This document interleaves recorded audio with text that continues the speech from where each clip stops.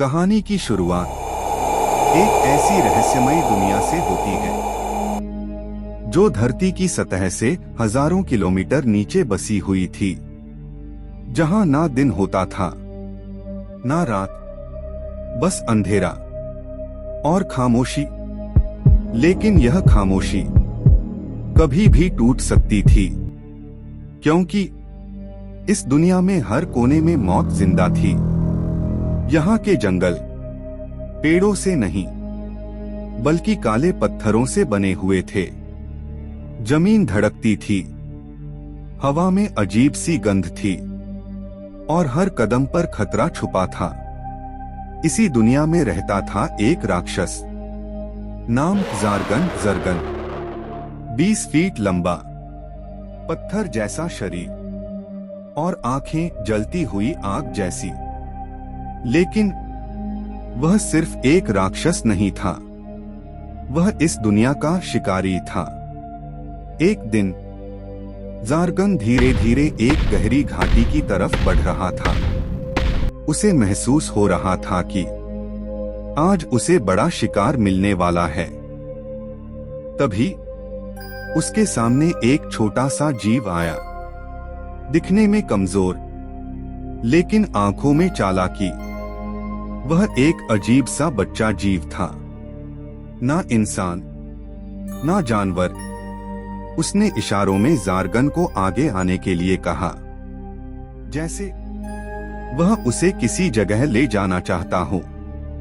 ज़ारगन मुस्कुराया, क्योंकि वह समझ गया था यह सीधा जाल है। लेकिन फिर भी वह उसके पीछे चल पड़ा। कुछ देर बाद वे दोनों एक काले झरने के पास पहुंचे। पानी नीचे नहीं गिर रहा था, बल्कि ऊपर की तरफ बह रहा था। यह देखकर कोई भी डर जाता, लेकिन ज़ारगन शांत था। छोटा जीव डरने का नाटक कर रहा था, लेकिन अंदर ही अंदर खुश था, क्योंकि आज वह ज़ारगन को खत्म करने वाला था। तभी झरने के अंदर हलचल हुई। अचानक झरना फट पड़ा और उसमें से निकला एक विशाल दैत्य, पूरा शरीर बर्फ जैसा, लंबी गर्दन और मुंह से निकलती ठंडी भाप। यह था आइस टाइटन। उसने बिना देर किए सीधे ज़ारगन पर हमला कर दिया। लड़ाई शुरू हो चुकी थी। एक तरफ आग का राक्षस, दूसरी तरफ बर्फ का टाइटन। हर टक्कर से जमीन कांप रही थी। बर्फ और आग टकरा रही थी। धुआं चारों तरफ फैल रहा था। ज़ारगन ने जोर से दहाड़ मारी और पूरे गुस्से में टाइटन की गर्दन पकड़ ली। लेकिन टाइटन भी कम खतरनाक नहीं था। उसने अपने बर्फीले पंजों से ज़ारगन के सीने को जकड़ लिया। धीरे धीरे ज़ारगन का शरीर जमने लगा। छोटा जीव खुश हो गया। उसे लगा अब ज़ारगन खत्म हो जाए। अंधेरा जितना गहरा होता है, उतना ही खतरनाक सच छुपाता है। ज़ारगन और छोटा जीव अब उस झरने को छोड़कर जंगल के और गहरे हिस्से में पहुंच चुके थे। लेकिन अब माहौल बदल चुका था।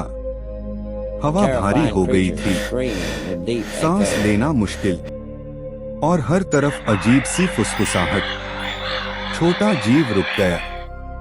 उसकी आंखों में डर साफ दिख रहा था, क्योंकि वह इस जगह को पहचानता था। यह वही इलाका था जहां से कोई भी जिंदा वापस नहीं आता। ज़ारगन ने उसे देखा और पहली बार उसके चेहरे पर हल्की सी चिंता दिखाई दी। तभी जमीन हल्की हल्की कांपने लगी और अगले ही पल चारों तरफ की दीवारों से काले काले हाथ बाहर निकलने लगे। वे हाथ इंसानों जैसे थे, लेकिन पूरी तरह सड़े हुए। छोटा जीव डर के मारे चिल्लाया, ये आ गए। अचानक जमीन फट गई और उसमें से निकले छाया दैत्य, शैडो बीस्ट्स। उनका कोई असली रूप नहीं था, सिर्फ काला धुआं और चमकती आंखें। उन्होंने चारों तरफ से जार्गन को घेर लिया। बिना देर किए उन्होंने हमला कर दिया। जार्गन ने अपनी आग की ताकत से एक ही वार में कई दैत्यों को जला दिया, लेकिन वे खत्म नहीं हुए। वे फिर से बन गए, क्योंकि वे मर नहीं सकते थे। अब पहली बार जार्गन पीछे हटने लगा। छोटा जीव चिल्लाया, इनसे लड़ नहीं सकते, भागना पड़ेगा। लेकिन जार्गन भागने वालों में से नहीं था। उसने अपनी पूरी ताकत इकट्ठा की और जमीन पर जोर से वार किया। पूरा इलाका हिल गया। कुछ दैत्य टूट गए, लेकिन बाकी फिर भी खड़े थे। तभी एक बहुत भारी आवाज गूंजी, बस, बहुत खेल लिया तुमने। दोनों ने ऊपर देखा। एक विशाल छाया धीरे धीरे अंधेरे से बाहर आई। उसका शरीर पहाड़ जितना बड़ा था और आंखें खून जैसी लाल। यही था पाताल का असली शैतान। छोटा जीव जमीन पर गिर पड़ा, क्योंकि यह उसका मालिक था। अब सच्चाई सामने आ चुकी थी। छोटा जीव असल में एक जासूस था, जिसे भेजा गया था जार्गन को यहां तक लाने के लिए। जार्गन की आंखें गुस्से से भर गईं, लेकिन उसने हमला नहीं किया, क्योंकि अब उसके सामने असली दुश्मन खड़ा था। शैतान मुस्कुराया और बोला, तुम जैसे योद्धा का मैं कब से इंतजार कर रहा। कभी कभी सबसे बड़ी लड़ाई ताकत की नहीं होती, बल्कि सच की होती है। अंधेरे के बीच जार्गन और पाताल का शैतान आमने सामने खड़े थे। अगले ही पल शैतान ने पहला हमला किया। उसने अपने विशाल हाथ से जार्गन को उठाकर सीधे पहाड़ से दे मारा। पूरा इलाका कांप उठा, लेकिन जार्गन तुरंत उठ खड़ा हुआ। उसकी आंखें अब और भी ज्यादा जल रही थीं। उसने बिना देर किए अपनी आग की पूरी ताकत छोड़ दी। आग की लपटें पूरे अंधेरे को चीरती हुई सीधे शैतान पर गिरी। लेकिन शैतान हंसा, क्योंकि उस पर आग का कोई असर नहीं हुआ। अब पहली बार जार्गन समझ गया, यह दुश्मन अलग है। उधर छोटा जीव सब कुछ देख रहा था। उसके चेहरे पर डर था, लेकिन उसके अंदर कुछ और भी चल रहा था। तभी शैतान ने अपना असली रूप दिखाया। उसका शरीर फैलने लगा, उसकी आंखें और बड़ी हो गईं, और उसके पीछे हजारों छाया दैत्य खड़े हो गए। अब यह सिर्फ लड़ाई नहीं थी, यह युद्ध था।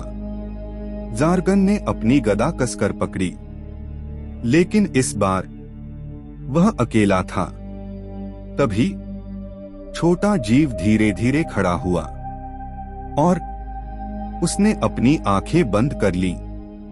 अचानक उसके शरीर से नीली रोशनी निकलने लगी। अगले ही पल वह बदलने लगा। छोटा जीव अब छोटा नहीं रहा, वह एक विशाल योद्धा में बदल गया। उसकी आंखें चमक रही थीं और उसके हाथ में एक चमकती तलवार थी। अब सच्चाई सामने आ चुकी थी।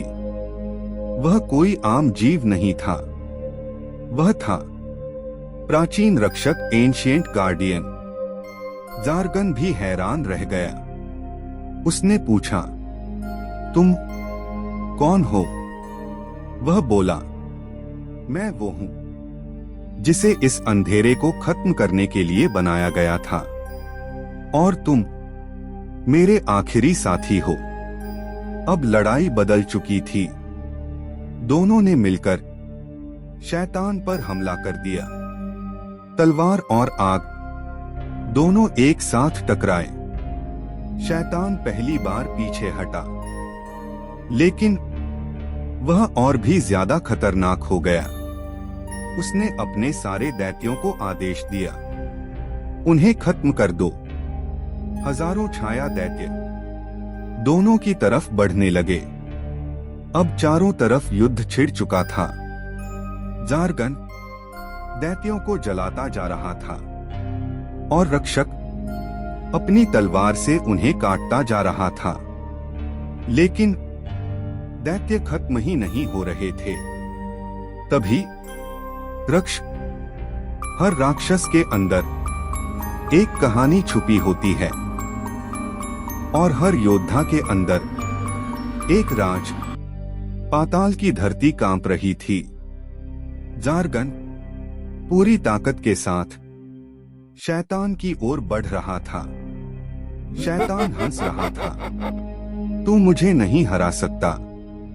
लेकिन इस बार जारगन रुका नहीं। उसने छलांग लगाई और सीधे शैतान के सीने पर हमला किया। जोरदार टक्कर, पूरी गुफा हिल गई, लेकिन वह पत्थर तक नहीं पहुंच पाया। शैतान ने उसे पकड़ लिया और हवा में उठा लिया। अब खत्म। तभी पीछे से आवाज आई, अभी नहीं। रक्षक वापस आ चुका था। उसने अपनी पूरी ताकत से शैतान के हाथ पर वार किया। शैतान का पकड़ ढीला पड़ा और जारगन नीचे गिर गया। अब दोनों साथ खड़े थे, लेकिन रक्षक बुरी तरह घायल था। उसने धीरे से कहा, जारगन, अब सब कुछ तुम पर है। तुम्हें अपना असली रूप याद करना होगा। जारगन चौंक गया। असली रूप? तभी अचानक जारगन के दिमाग में कुछ फ्लैशेस आने लगे। एक पुरानी याद। वह अकेला नहीं था, उसके जैसे और भी थे, और वह कोई आम राक्षस नहीं था। वह था अग्नि देवों का अंतिम वारिस। सच्चाई सामने आ चुकी थी। उसकी असली ताकत अभी तक जागी ही नहीं थी। तभी शैतान ने फिर हमला किया, इस बार और भी खतरनाक। लेकिन इस बार जारगन भागा नहीं। उसने अपनी आंखें बंद कर ली और अपनी पूरी ताकत को महसूस किया। अचानक उसका शरीर चमकने लगा। आग की लपटें उसके पूरे शरीर से निकलने लगी। अगले ही पल वह बदल गया। अब वह पहले जैसा नहीं था। उसका शरीर और विशाल हो गया। उसकी आंखें पूरी तरह आग बन गईं, और उसकी गदा एक जलती हुई ऊर्जा में बदल गई। अब वह जारगन नहीं रहा, वह बन चुका था अग्नि सम्राट। शैतान पहली बार डर गया। अब आखिरी लड़ाई शुरू हुई। दोनों एक दूसरे पर टूट पड़े। हर वार से धरती फट रही थी। आग और अंधेरा टकरा रहे थे।